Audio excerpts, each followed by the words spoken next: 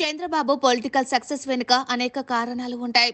ఆయన చివరి వరకు పోరాడుతారు. ఓటమి ఎదురైన ప్రతిసారి నిలబడేందుకు ఆయన చేసే ప్రయత్నం అభినందనీయం.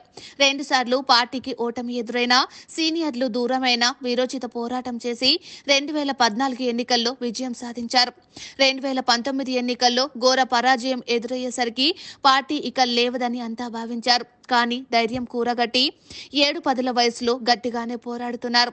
ఇక ఒకవైపు పొత్తులు, మరోవైపు ప్రత్యర్థిపై వ్యూహాలతో ముందుకు సాగుతున్నారు. గత ఎన్నికల్లో వైఎస్ వివేకానందరెడ్డి హత్య అంశం కుదిపేసింది. వైసీపీకి రాజకీయంగా లబ్ధి చేకూరింది.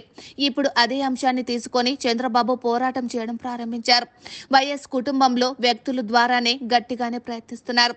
ఎన్నికల ప్రచారంలో భాగంగా షర్మిల వివేక హత్య అంశాన్ని పదే పదే ప్రస్తావిస్తుండగా సునీత పవర్ పాయింట్ ప్రజెంటేషన్ ద్వారా హత్య అంశాన్ని ప్రజల్లోకి బలంగా తీసుకెళ్తున్నారు.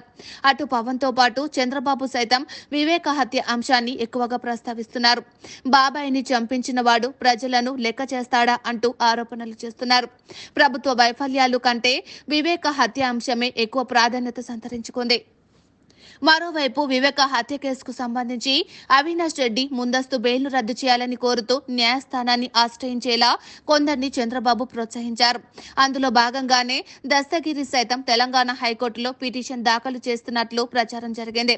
ఎలాగైనా పోలింగ్ కు ముందు అవినాష్ రెడ్డిని అరెస్టు చేస్తే జగన్ కు అష్టదిగ్బంధం చేయవచ్చని చంద్రబాబు భావించారు. అందుకే కోర్టును ఆశ్రయించారు. అయితే తాజాగా ఈ బెయిల్ పిటిషన్ అంశాన్ని తెలంగాణ హైకోర్టు కొట్టేసింది. దీంతో చంద్రబాబుకు చివరి అస్త్రంగా ఉన్న అవినాష్ రెడ్డి బెయిల్ అంశం వర్కౌట్ కాలేదు. అయితే చంద్రబాబు ఇంతటితో ఊరుకుంటారా అంటే లేదనే సమాధానం వస్తోంది. చివరి వరకు పోరాడడం చంద్రబాబు నైజం. అందులో సక్సెస్ఫుల్ ఫలితాలకు అలవాటు పడిన చంద్రబాబు తదుపరి పోరాటాన్ని కూడా కొనసాగిస్తారని విశ్లేషకులు అభిప్రాయపడుతున్నారు.